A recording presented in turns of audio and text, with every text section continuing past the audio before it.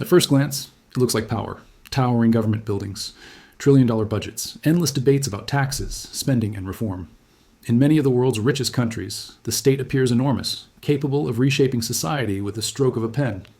But beneath that surface, something quieter has happened. In country after country, governments have lost control of their own budgets. Not because of corruption, not because politicians suddenly forgot how to govern, but because most of the money is already spoken for, locked in by past promises, legal obligations, and political red lines that no one dares to cross. Interest on debt, pensions for aging populations, healthcare systems stretched by longer lives and expensive technology. And now, once again, security and defense in an unstable world. Together, these costs run on autopilot. And as they grow, they quietly squeeze out the future.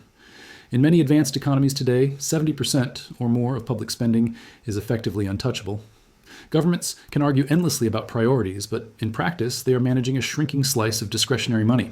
So taxes rise, services stagnate, younger generations feel trapped, and politics grows angrier by the year. The question is no longer whether governments spend too much or too little. The real question is far more uncomfortable. How did the richest societies in history end up with budgets they can barely control?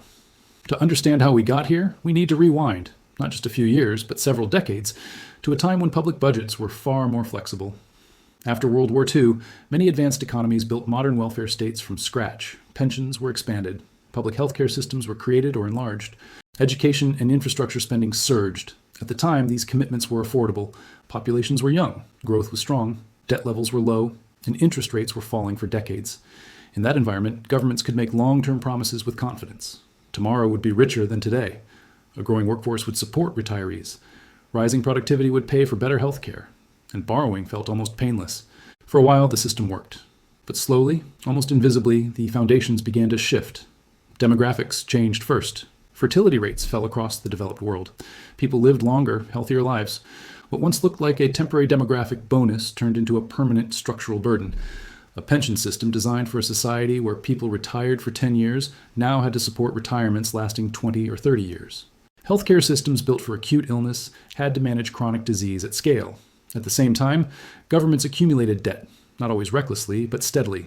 Recessions, financial crises, tax cuts, wars, and stimulus packages all added layers to public balance sheets.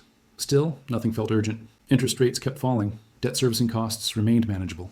In some countries, governments even paid less interest as debt rose, reinforcing the illusion that borrowing had no real limit. Budgets expanded, promises multiplied, and the idea that some spending might one day become unaffordable was quietly dismissed. Then the world changed. Inflation returned. Central banks raised rates, and suddenly debt was no longer cheap. Interest payments surged, fast. Unlike schools or roads, interest payments produce no visible benefit. They don't educate a child or heal a patient. They are simply the cost of past decisions, payable every year, regardless of economic conditions. In some advanced economies, interest is now one of the fastest growing budget items, rising faster than defense, infrastructure, or education. And unlike most spending, it cannot be renegotiated. Miss an interest payment and markets respond immediately. This is the first lock on the budget.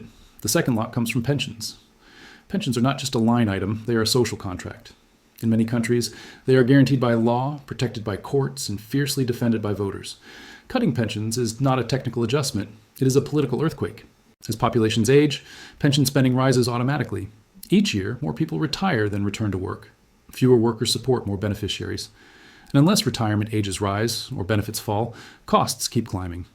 But raising retirement ages triggers protests. Cutting benefits risks electoral collapse. So governments delay, compromise, and borrow instead. The bill grows quietly. Healthcare is the third lock, and perhaps the most complex. Modern medicine is astonishingly effective. It keeps people alive longer than ever before. But it is also expensive, labor-intensive, and increasingly dependent on cutting-edge technology. Healthcare spending rises not because systems are inefficient, though many are, but because success itself is costly. Older populations require more care. End-of-life treatment consumes a disproportionate share of resources. New drugs and procedures save lives, but at prices that far outpace economic growth. Politically, healthcare cuts are radioactive. No government wants to be remembered as the one that rationed care or closed hospitals, so healthcare spending rises automatically year after year, absorbing more of the budget. Then comes security. For a brief period after the Cold War, many countries enjoyed what economists called a peace dividend. Defense budgets fell. Money was redirected to social programs and tax relief. That era is over. Geopolitical tensions have returned. Wars, trade conflicts, cyber threats, and strategic competition have forced governments to rebuild military capacity. Defense spending is rising again, not as a choice, but as a perceived necessity. Unlike discretionary programs, security spending is framed as existential. Once threat perceptions harden, cutting defense becomes politically impossible.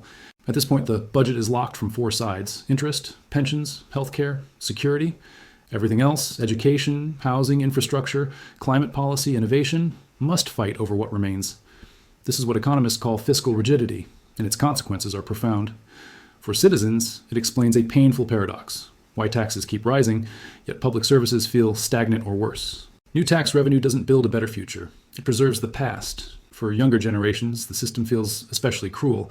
They enter a labor market with higher housing costs, higher taxes, and weaker safety nets, only to discover that much of their contribution goes toward obligations they had no say in creating. For politicians, fiscal rigidity turns governance into crisis management. There's little room for long-term planning. Every shock, pandemics, recessions, climate disasters, must be financed with more debt, further tightening the constraints. And politically, the effects are explosive. When governments appear unable to improve living standards, trust erodes. Voters grow cynical. Extremist movements gain traction by promising simple solutions to structurally complex problems. The system feels unfair, because in many ways it is, but this is not a story of villains and victims. It is a story of incentives. Past generations acted rationally in their context. Politicians responded to voters. Borrowing was cheap, growth was strong, promises felt safe. Today's leaders face a different reality, but inherit the consequences. Looking across countries makes this even clearer. In some places, aging is the dominant force. In others, debt dynamics dominate. Some rely on immigration to slow demographic decline. Others resist it politically. Some raise taxes aggressively. Others tolerate higher deficits. Yet the pattern repeats. The more locked the budget becomes, the harder reform gets. And the longer reform is delayed, the more painful it eventually becomes. So what are the options? There are no easy answers, only difficult trade-offs. One path is growth. Faster productivity growth can ease the burden by expanding the economic base. But productivity has been slowing for decades in many advanced economies, and reversing that trend is notoriously hard. Another path is reform, gradually raising retirement ages, restructuring healthcare incentives, adjusting benefits for longevity. These measures work best when implemented early, and provoke the least resistance when framed as long-term sustainability rather than austerity. A third path is inflation. By eroding the real value of debt, inflation can quietly redistribute burdens. But it also punishes savers, destabilizes trust, and risks becoming uncontrollable. A fourth path is borrowing, continuing as before. This buys time but narrows future choices and increases vulnerability to shocks. Most countries will likely pursue some combination of all four. The real danger lies not in choosing imperfect solutions, but in pretending the problem doesn't exist, because fiscal rigidity doesn't announce itself with a single crisis. It tightens slowly, year by year, until governments find themselves unable to respond when it matters most. In the end, this is not just a budget story. It is a story about intergenerational trust, about how societies balance promises to the past with obligations to the future, about whether democratic systems can adapt when yesterday's guarantees collide with tomorrow's realities. The locked budget is not destiny, but unlocking it requires honesty, courage, and a willingness to confront trade-offs that have been postponed for far too long. The longer those choices are delayed, the fewer options remain. And when the next crisis arrives, as it inevitably will, the cost of inaction will no longer be theoretical. It will be paid in lost opportunities, fractured politics, and futures quietly foreclosed. Sometimes, the most dangerous crises are not the ones that explode overnight, but the ones that slowly remove our ability to choose. There's a moment in many democracies today when the budget stops feeling like a spreadsheet and starts feeling like a moral dilemma. It happens quietly, often in a parliamentary committee room or a late-night cabinet meeting. Officials scroll through projections, showing that next year's revenues will be higher, yet again, and still the room feels tense, because everyone knows where that money will go. Not to fix crumbling schools, not to build affordable housing, not to invest in the technologies that might define the next generation of growth. It will go to obligations already written into law. This is where fiscal rigidity turns into political paralysis. When almost every dollar is pre-committed, governing becomes an exercise in managing disappointment. Every constituency feels ignored. Teachers are told to wait. Young families are told to be patient. Infrastructure is postponed. Climate goals are delayed, and each delay compounds the next. And for voters, the experience is disorienting. They are told their country is wealthy, productive, and technologically advanced. GDP numbers confirm it. Corporate profits soar. Stock markets reach record highs. And yet, daily life feels more fragile. Public services deteriorate. Housing becomes unaffordable. Taxes rise in ways that feel invisible but relentless. This gap between macro success and lived reality is where trust erodes. People stop believing that higher taxes will lead to better outcomes. They stop believing that elections can meaningfully change policy direction. And when belief fades, politics radicalizes. Not always because people want extreme solutions, but because they want any solution at all. Fiscal rigidity also distorts policy debates in subtle ways. Governments announce bold initiatives that sound transformative but are modest in fiscal terms. Large problems are addressed with pilot programs and temporary subsidies, not because leaders lack ambition, but because there is no fiscal oxygen left.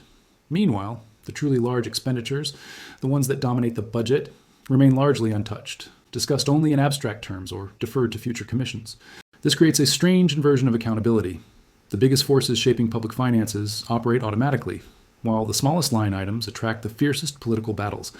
And underneath it all lies an uncomfortable generational imbalance. Younger workers fund systems they increasingly doubt will exist for them. Older voters defend benefits they were promised in a very different economic era. Neither group is irrational. Both are responding to incentives created decades ago. The tragedy is that fiscal rigidity turns this into a zero-sum conflict, even when cooperation would benefit everyone.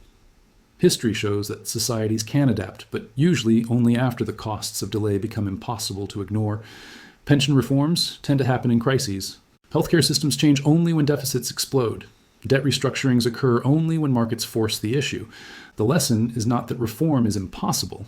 It is that waiting makes it harsher. A flexible budget is not just a technical asset. It is a form of democratic resilience. It allows societies to respond to shocks, invest in the future, and adjust to change without tearing themselves apart. When budgets lock up, so does imagination. And without imagination, without the ability to choose differently, the richest societies in the world risk becoming prisoners of their own past success.